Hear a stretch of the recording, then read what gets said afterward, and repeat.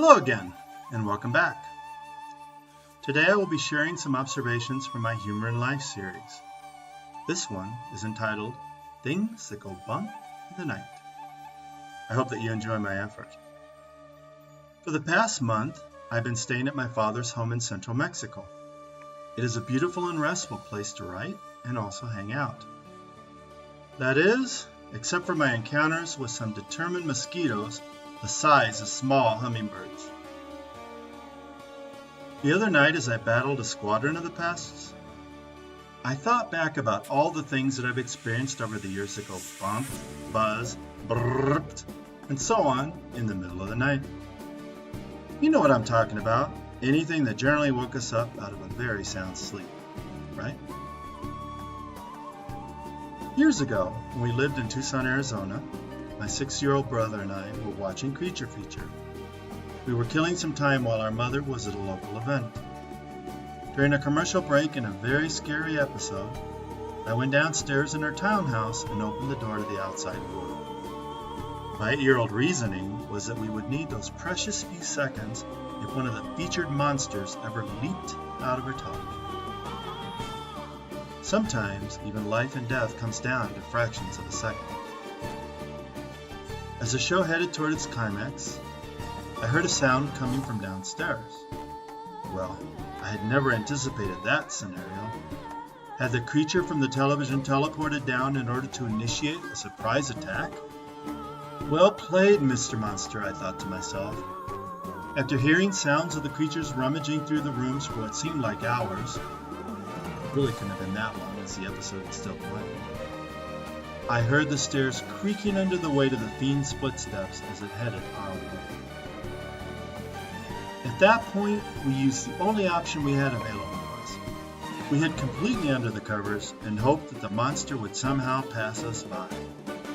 I'm sure as well that we launched a prayer or two for our deliverance. Unfortunately, we felt the full weight of the creature as it jumped on top of our bed. Peeling away our defensive layer, the monster revealed itself as it started licking my face. Thankfully, it was none other than the next-door neighbor's Great Dane out for his evening potty break. We were never so happy to see our canine friend. In fact, as a reward for saving our lives, I fed the huge pooch an entire package of bologna. For a time back in the early 1990s, my company put me up in an apartment in Bloomington, Illinois during the work week. At the time, I headed up a business development project for them. On the weekends, I returned to my very patient wife in our home in Oak Park. We've all heard the phrase that life is messy, right? Well, one of the downsides of living in an apartment building is that the sounds of other people's lives were all around me, for better or for worse. But the most colorful character that lived in the building was a gal named Sandy. She lived in the apartment directly below mine. That was back in the day when women sometimes went to extremes in dress and hairdo. In Sandy's case, she opted for the train wreck style of color coordination and the Sinead O'Connor do. However, unlike Miss O'Connor, Sandy had this high-pitched and abrasive twang of a voice that gave a new meaning to scratching long nails across a school's blackboard. But it wasn't her high-pitched voice that kept me awake most nights. It was a rhythmic bang, bang, bang, bang, bang, etc. of her headboard hitting the wall. Well, it was kind of funny the first couple of nights that it happened. The novelty quickly wore out its welcome. Finally, I had to resort to playing light classical music to try and replace that annoying sound with something more pleasant. However, toward the end of my stay there before we moved to Bloomington, I heard a group of bangs. It sounded like the well-known tap, tap, tap, tap, tap, tap. So quick as a wink, I put on a thick-soled shoe that I had. To her bang, bang, bang, bang, I replied, thump, thump. While it was somewhat muffled, I could hear laughter coming up from her apartment. It reminded me yet again that humor can always be salvaged, even in the most annoying situations. Speaking of thin walls, however, Nothing beats the communion wafer-thin walls of the townhouses in the huge subdivision in Ensenada that I live in. One night, as I couldn't sleep, I heard the sound of a huge fart coming from the townhouse next to mine. I could tell who did it, as it was followed by the word cochino, pig in English, in a feminine voice.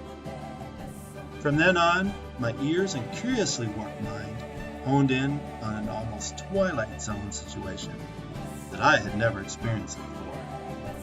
Sleepless nights were never thought of as a curse, but as an opportunity to enjoy my neighbor's Latino reality show. It wasn't exactly like I was trying to listen in. It just couldn't be avoided without expensive noise reduction headphones. And speaking of noise reduction, I made sure that my sounds from then on were as close to silent running as possible. But as I titled this episode in my new series, As Things Go Bump in the Night, I should end this with a bumpy kind of a story, right? Well, last summer, my Chihuahua Galansiki Cota, a local sea captain, and a friend were taking my friend's sailboat from San Quintin, Mexico to Ensenada. This turned out to be a 32-hour trip that for the most part was smooth as silk. The sailboat literally glided across the top of the water. That is, until it was my turn at the helm during the night shift while the others slept. Over the next 4 hours, something huge banged into the boat. Not once, but twice. The second time around, it was hard enough to jar the ship.